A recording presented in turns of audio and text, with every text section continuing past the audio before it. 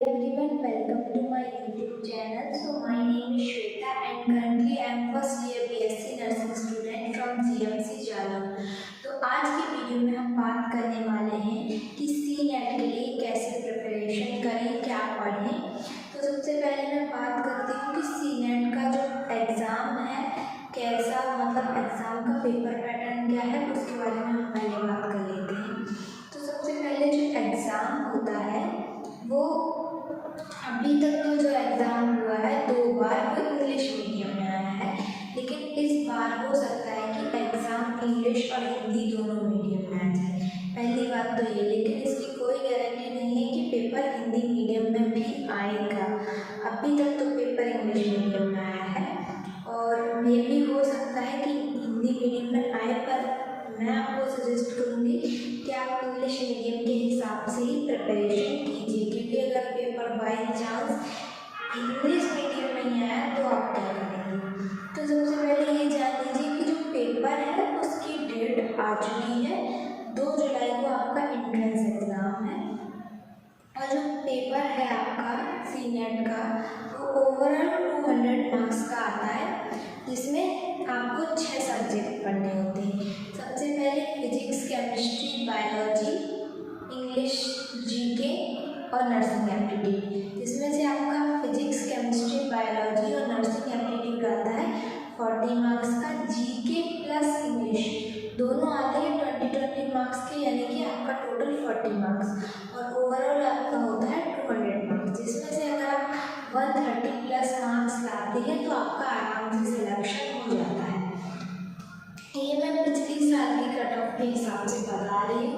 इस बार हो सकता है कि पेपर थोड़ा सा मतलब लेवल इंक्रीज हो, पर इससे ज़्यादा नहीं। अगर आप 130 या 130 प्लस मार्क्स लाते हैं तो आपका सिलेक्शन हो जाता है। तो हम बात करते हैं कि पढ़ना कैसे।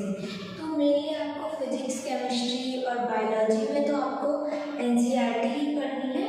बायोलॉजी में आप नॉर्मल थ्योरी वाले क्वेश्चन कीजिए और जो है मैंने आप 12th की बायोलॉजी पढ़िए, या फिर जो भी आप सब्जेक्ट पढ़ रहे हैं physics, chemistry, biology 12th level का पढ़िए, क्योंकि 12th के लेवल से ज़्यादा क्वेश्चन आते हैं कंपैरिजन टू 11th। तो ज़्यादा से ज़्यादा आप कोशिश करिए कि आप 12th का सिलेबस पढ़ें। तो अब आप पढ़ेंगे बायोलॉजी में मेनली आपको 1 लाइनर जो आंसर होते हैं वो ज़्यादा अच्छे से याद करनी है, क्योंकि पेपर जो है वो नीट के जितना टफ नहीं आता है, नीट से काफ़ी ईजी पेपर आता है। अगर आप थोड़ा सा पढ़ते हैं तो आपका आराम से सिलेक्शन हो जाता है। करते हैं फिजिक्स की, तो फिजिक्स में जो है आपको थ्योरी ज़्यादा पढ़नी है, क्योंकि न्यूमेरिकल्स उतने ज़्यादा नहीं आते पेपर में और ना ही डेरिवेशन आते हैं। तो आप कोशिश कीजिए कि जो आप थ्योरी पढ़ रहे हैं और नॉर्मल से जो यानी कि जो फार्मूलाज हैं वो आप याद रखिए। जैसे कि अगर छोटे मोटे क्वेश्चन आते हैं तो आप कर लें, फार्मूलाज पढ़ लीजिए फिजिक्स में।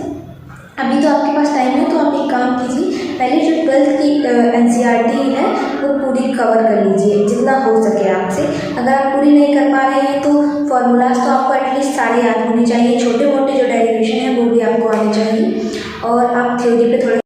अब नेक्स्ट हम बात करते हैं केमिस्ट्री। तो केमिस्ट्री में भी आप फिजिकल केमिस्ट्री ज़्यादा पढ़िए, क्योंकि फिजिकल केमिस्ट्री से क्वेश्चन ज़्यादा आते हैं। और जो इनऑर्गेनिक केमिस्ट्री है और ऑर्गेनिक केमिस्ट्री है वो भी आप पढ़िए, पर 12th लेवल का, क्योंकि 12th लेवल से ज़्यादा क्वेश्चन आते हैं। 12th लेवल का आप पढ़िए फिजिक्स, केमिस्ट्री, बायोलॉजी और जीके। आप नॉर्मल जीके भी पढ़ेंगे, आप अगर डेली करंट अफेयर ले रहे हैं तो भी आपका हो जाएगा, क्योंकि जीके बहुत ज़्यादा टफ लेवल की नहीं आती है। अगर आप कोई सी भी नॉर्मल सी बुक परचेज कर लेते हैं जीके की, तो जीके बहुत ईजी लेवल की आती है।